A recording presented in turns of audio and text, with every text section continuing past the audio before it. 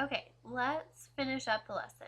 So we're going to be solving inequalities just like we solve equations, and we learned that we can add or subtract as long as we do it on both sides, and then the inequality will remain true.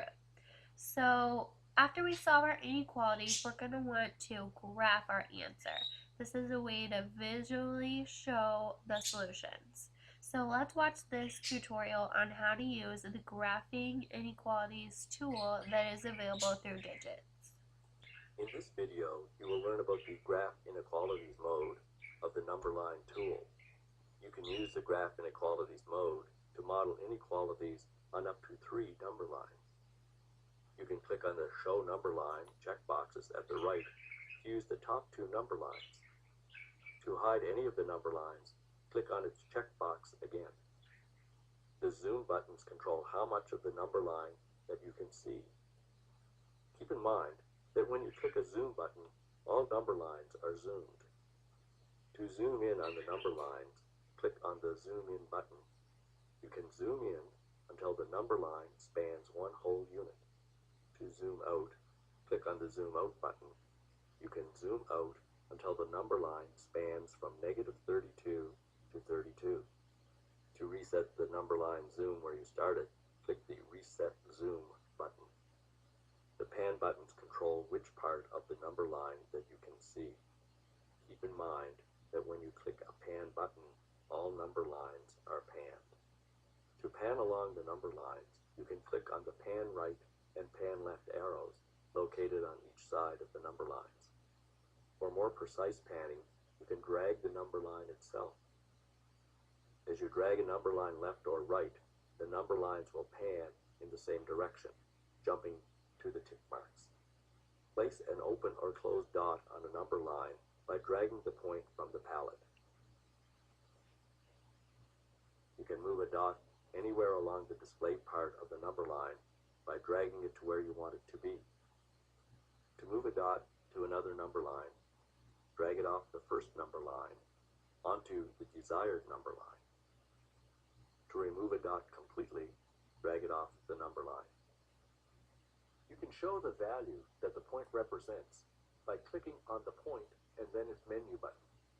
From there, you can show the point's numerical value as a decimal, a fraction, or a mixed number. Then click on the X button to exit the menu. Notice that the interval between the tick marks is 1 unit. This means that you can only place dots at whole number units. To model fractional values, you can change the interval by clicking on the interval drop-down menu and selecting a different interval. Now you can drag dots to each third of a unit. If you show the point's numerical value as a decimal, notice that the point's displayed value is rounded to the nearest hundredth. To see the point's actual value, you can mouse over to the displayed value.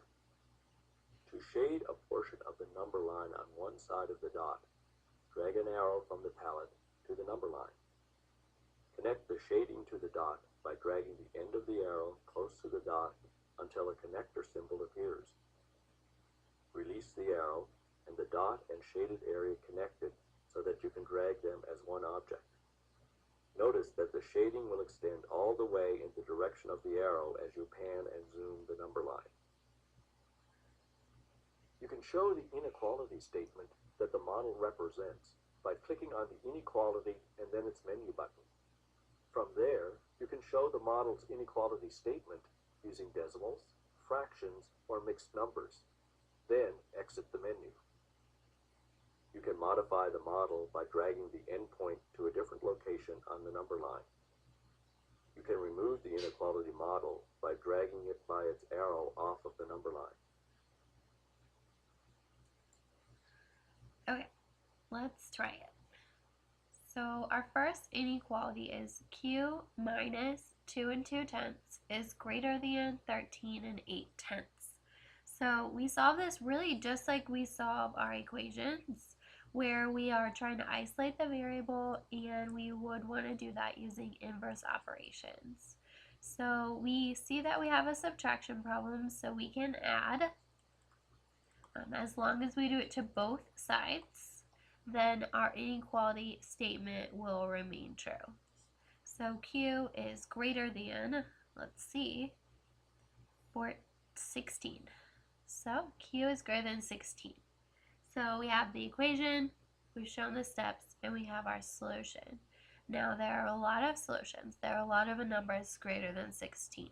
We can use this tool to help us graph that. So Q is greater than 16. Well, it didn't say that Q could be equal to 16. So we're going to only use the open circle. And we need 16 showing here. We could pan over.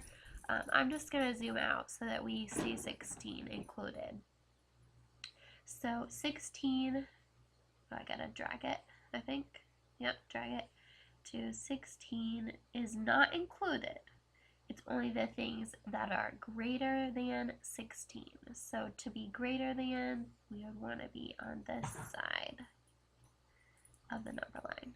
Oh, it looks like my dot slid over a little bit. There we go. Just to double check, I'll click here, show the inequality statement. X is greater than 16. That matches ours. Q is greater than 16. Just a different letter for the variable there. Alright, so on your paper, you want to have graphed this same graph like me. Let me remove this so it's out of the way. Now, when you graph by hand, you first want to start out by just making a number line.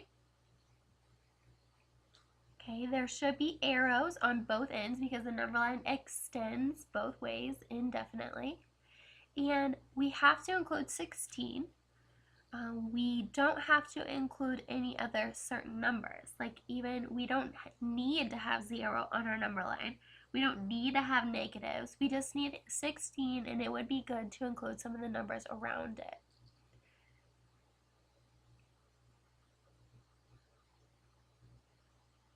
Even working backwards.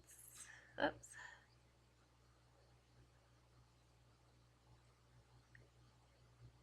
Okay, you should use tick marks, kind of make them neat and spaced out well. Mine are okay. And label them with numbers. So on your paper, you would draw this number line like I have, and then you would also want to shade the answers. So you would use the open circle to start at 16, and then you can shade anything greater than 16. Even shading the arrow to show that it goes on. Okay, just for something else to kind of throw in here, I will tell you that sometimes you might not see open and closed circles used. Sometimes people use a parenthesis as an open circle, and then they would shade to the right. And if they wanted to use a closed circle instead, they would use a bracket. Indicates the same thing as a closed circle, and then shade to the right. But we can definitely stick with using open and closed circles only. We don't need to use the brackets. Just letting you know that sometimes in math, people do use brackets and parentheses instead of the open and closed circles. Also, kind of another thing maybe to point out at this point is that whenever you're graphing inequalities on the number line, you don't have to graph them right on the number line. You could even kind of graph it above the number line. It still gives the same meaning to its reader. So whatever you would like. Okay, on our next one, we have an addition inequality. This one is 8 plus r is less than or equal to 22.5. So we can begin by subtracting 8, just like when we solve equations. We can see that r is less than or equal to, if we subtract 8, then we would get 14.5. R is less than or equal to 14.5. Okay, on our number line, right now we only have whole number values or integers. We could get the decimals by adding in the extra tick marks so that there's tick marks in between each whole number to indicate a half. Alright, so I'll use this button, and remember we're graphing at r is less than or equal to 14.5. So I'll use this button to give my halves. See, the tick marks now show up. I need to do less than or equal to 14.5. So I think I'm just going to pan over so I can see 14.5 in my view. Now, it's less than or equal to, so it could be 14.5 exactly, or it could be anything less than that.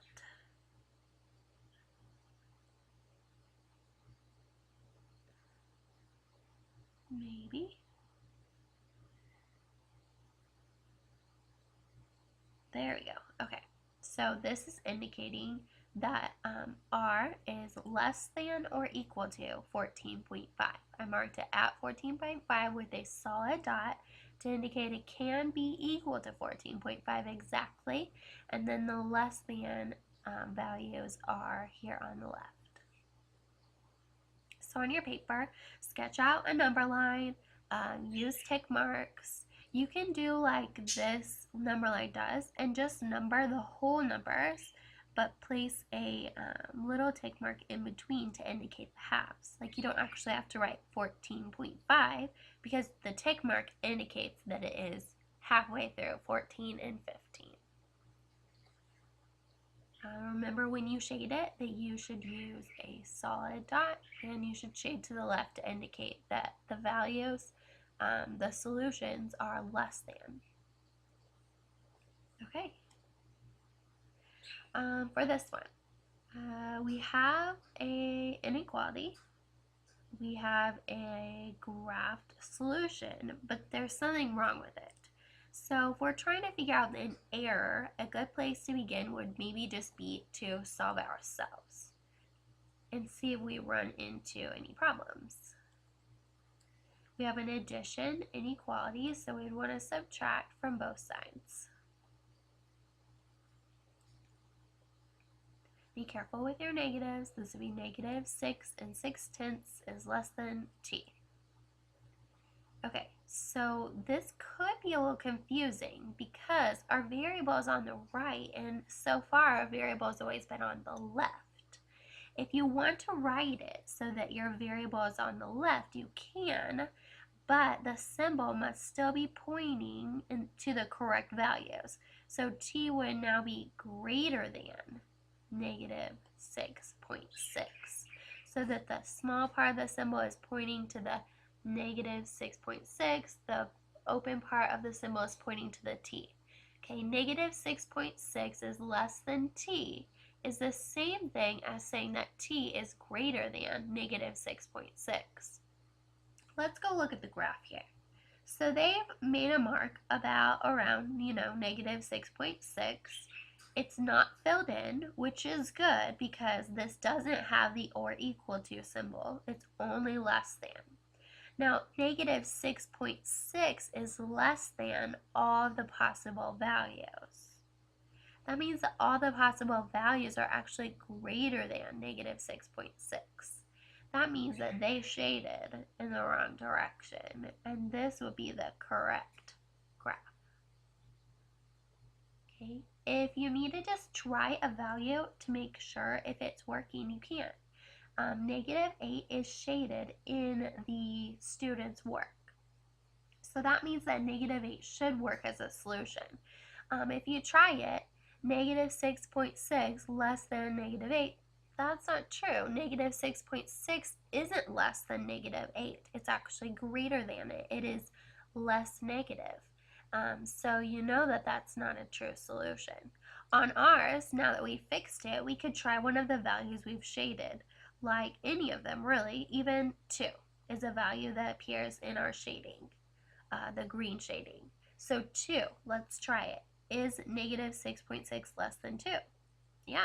Even trying it the other way around, is 2 greater than negative 6.6? Yes. So we know we've shaded in the right direction now.